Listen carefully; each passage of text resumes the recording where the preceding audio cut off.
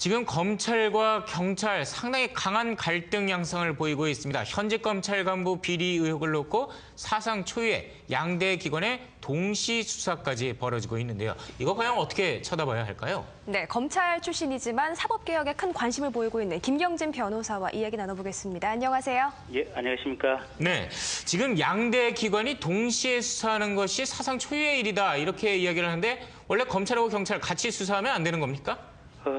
이제 법적으로는 뭐 불가능할 것은 아닌데요. 네. 다만 이제 그렇게 같이 수사를 했을 경우에는 이제 한 사람이 두 군데 가서 이제 이중으로 수사를 받게 되고 그렇다면 이제 불필요한 수사력의 낭비 또 인권 침해 우려가 있기 때문에 가급적이면 한 기관에서 이제 한목의 수사를 하는 것이 훨씬 더 효율적이고 인권 침해 우려가 없습니다. 네.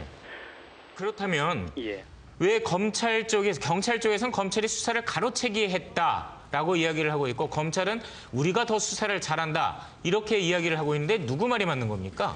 이제 이번 사건의 발단이 된 것이 이제 현직 부장검사가 유진그룹 또 희대 그 다단계 사기왕이라고 불리는 조이팔 씨로부터 이제 수억 원을 받은 혐의 때문에 지금 문제가 되는 건데요. 이제 검찰 입장에서는 이게 뇌물로 최종적으로 이제 수사 결과가 밝혀질지 아닐지는 두고 봐야 되겠지만 만약에 뇌물로 받은 것이 사실이라면 현직 부장검사가 이 경찰에 의해서 구속되는 어떤 역사상 초유의 사태가 발생합니다. 그래서 이제 검찰 입장에서는 이제 체면이 많이 깎이는 셈이고 또 한 가지 이제 검찰 입장에서 우려하는 것은 이렇게 수사라고 하는 것이 이제 한 사람의 어떤 운명, 재산에 관해서 이제 많은 어떤 이 이해관계 알력이 있는 부분이기 때문에 검찰의 수사 지휘에 대해서 이제 불만이 생길 경우에 이 경찰이나 민원인들이 검사를 이 경찰에 계속해서 고발을 한다. 이랬을 경우에는 뭐 계속해서 그러면 경찰에 출석해서 이제 조사를 받아야 되느냐 이런 우려 때문에 아마 가급적이면 검사에 대한 수사는 직접 하겠다 이제 이런 입장인 것 같은데요.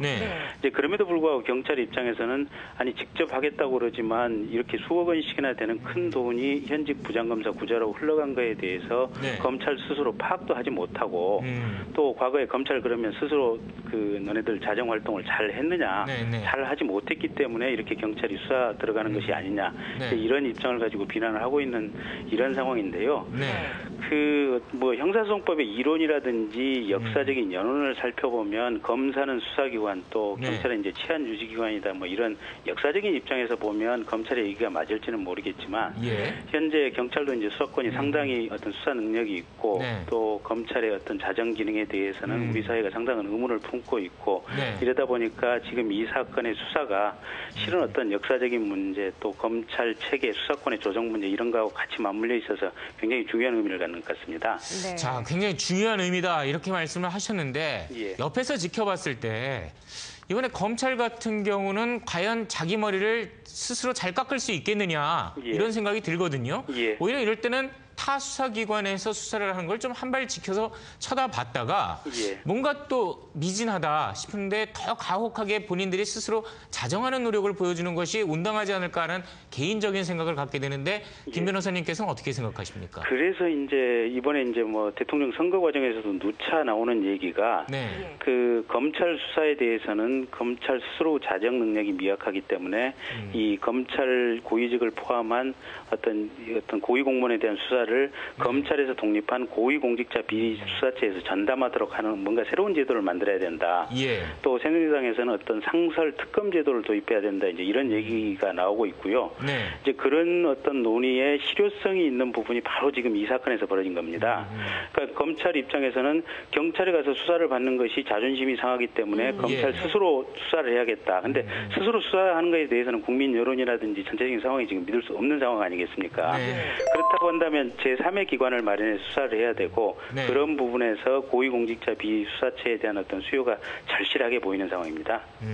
알겠습니다. 지금 그렇다면 지금 검찰 측에서 이렇게 특임검사를 내세우면서 수사를 뺏기지 않으려고 노력하는 것이 결국 대선 전국의 이 검찰 개혁 뭐 이런 분위기하고도 좀 맞아떨어질 수가 있겠네요. 그렇죠. 일단은 지금은 이제 검찰과 경찰 간의 어떤 수사권 싸움 또 자존심 싸움이긴 한데 예. 그것이 결국은 이 수사권 조정, 이 형사소송법 개정과 관련된 어떤 그 법 제도 개선으로 같이 가는 문제이기 때문에 검찰에서는 또 양보할 수 없는 부분으로 비치고 있고 그래서 어쨌든 이번 사건에 대해서는 최선을 다해서 뭐 자체적으로 수사를 하겠다 이래서 지금 그 특임검사 수사팀만 검사 15명으로 이렇게 임명을 했거든요. 근데 이제 서울중앙지검 특수부만 해도 검사 5명에 불과합니다. 그래서 이제 검찰이 얼마나 이 사건을 중요하게 보고 발등에 불이 떨어졌는지를 알아볼 수 있는 사건이겠죠. 알겠습니다. 오늘 말씀 감사합니다. 예, 감사합니다.